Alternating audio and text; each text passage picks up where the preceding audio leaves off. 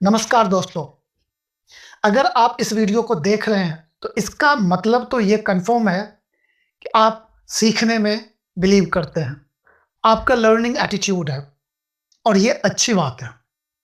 और जब आप ये वीडियो यहाँ तक देख ही लिया आपने तो मैं आपसे रिक्वेस्ट करता हूँ कि आप इस वीडियो को ज़रूर देखिए, क्योंकि मैं इस वीडियो में बहुत ही इम्पोर्टेंट बात बताने वाला हूँ जो हर उस व्यक्ति को, हर उस स्टूडेंट को या पेरेंट को या टीचर को पता होनी चाहिए जो किसी ना किसी प्रकार से इंग्लिश सीख रहे हैं या सिखा रहे हैं। अब आप कहेंगे कि भाई ऐसी क्या प्रॉब्लम है? ऐसी कौन-सी बात है जिसके बारे में आप डिस्कस करना चाहते हो? तो मैं बात करना चाहता हूँ इंग्लिश रीडिंग की। जी, हर जगह इंग्लिश बोलने की बात हो रही है, लेकिन मैं बात करूँगा इंग्लिश रीडिंग की, क्योंकि बोलना बाद में आता है, पहले रीडिंग की बात आती है। और जब इंग्लिश रीडिंग की बात है, तो बचपन में हम सब ने A for apple, B for ball, C for cat पढ़ा है। बिल्कुल पढ़ा होगा और आज भी हम अपने बच्चे को ये पढ़ा रहे हैं।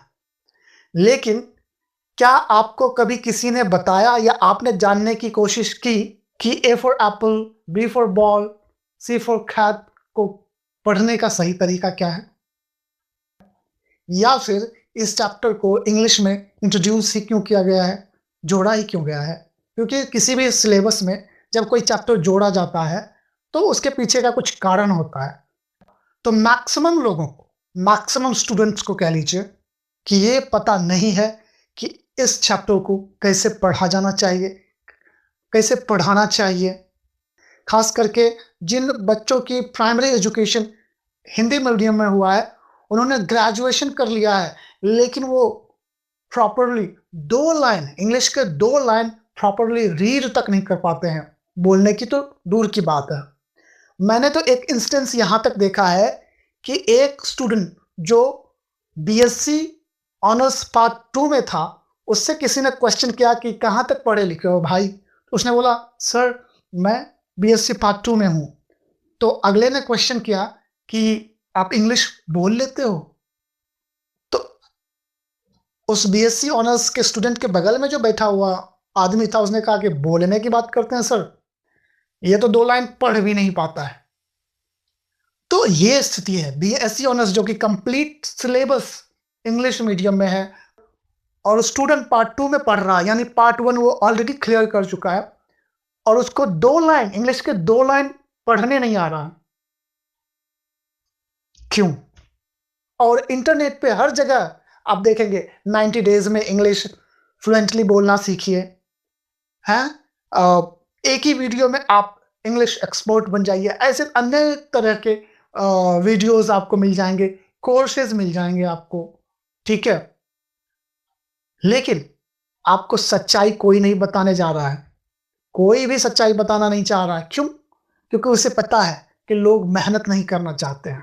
वो चाहते हैं, पढ़ाई-लिखाई को भी चाहते हैं कि कोई घोल के उनको पिला दे। आपको मेहनत करना पड़ेगा। आपको अगर सीखना है तो जेन्युइन लर्नर बनना पड़ेगा, क्योंकि इंग्लिश एक लैंग्वेज तो है, लेकिन एक सब्जेक्ट भी है।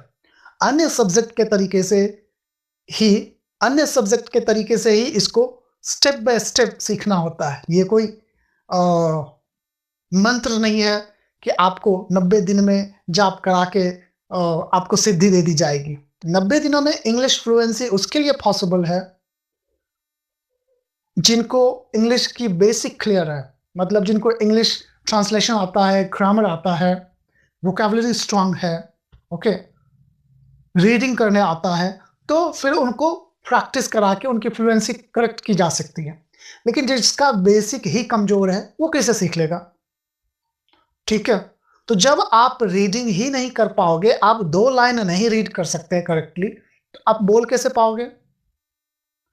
तो ये सब चीज़ें ना ऐसी चीज़ें अगर आपके दिमाग में है कि बस 1 वीडियो देख लिया, 2 वीडियो देख लिया या 90 दिन में आप फ्लुएंटली इंग्लिश बोलना सीख लेंगे, तो भैया ये वीडियो आपके लिए नहीं है।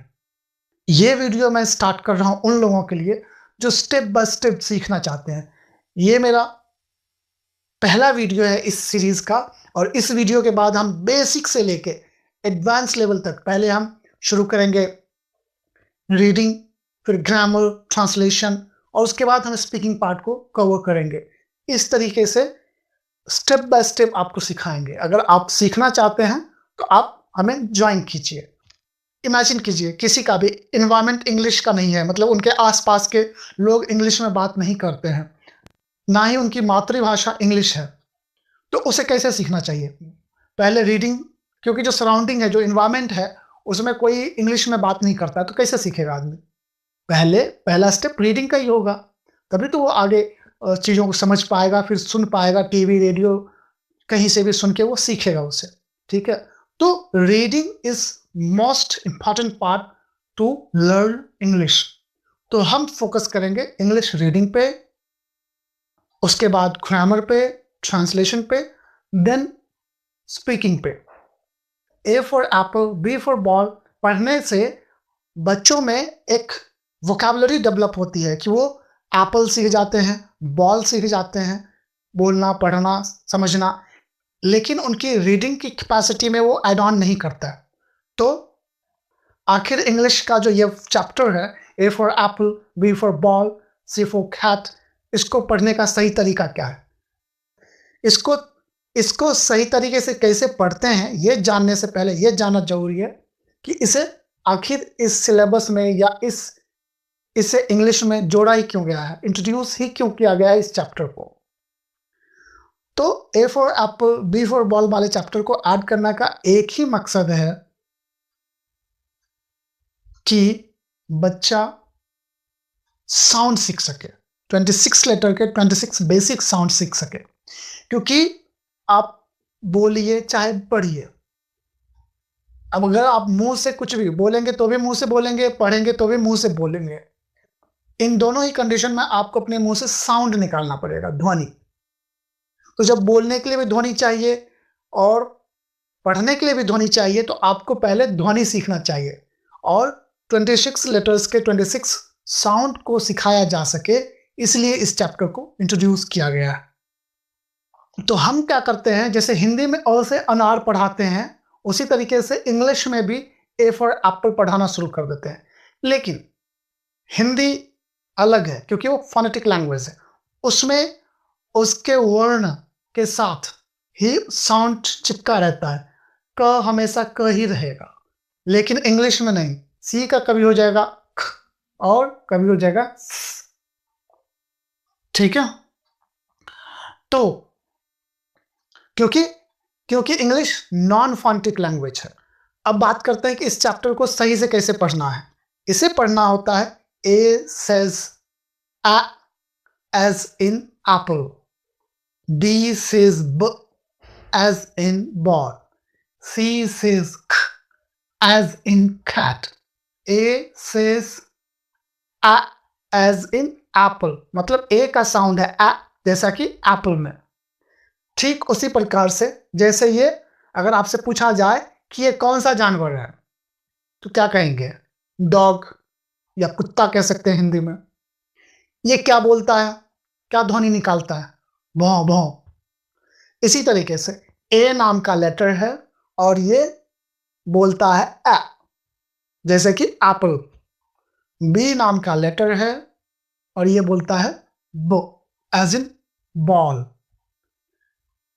सी नाम का लेटर है, बोलता है ख, यानी खैट। अगर आप कमेंट में लिखिए तो मैं आपको ए से लेके जेड तक कैसे पढ़ाना है, उसके लिए मैं एक सेपरेट वीडियो बना दूंगा। ठीक, तो इस वीडियो में मैं इतना इन्फॉर्मेशन देना चाहता था कि लोगों की रीडिंग स्किल्स क्यों नहीं डेवलप हो पाती है, और मैं आपके साथ हूं आपकी रीडिंग स्किल्स को इम्प्रूव करने के लिए, जिसके लिए आपको मुझे फेसबुक पे फॉलो करना पड़ेगा, यूट्यूब पे सब्सक्राइब करना पड़ेगा। ठीक है? तो इस वीडियो में इतना ही, मिलते हैं नेक्स्ट वीडियो में। वीडियो को अंत तक देखने के लिए धन्यवाद।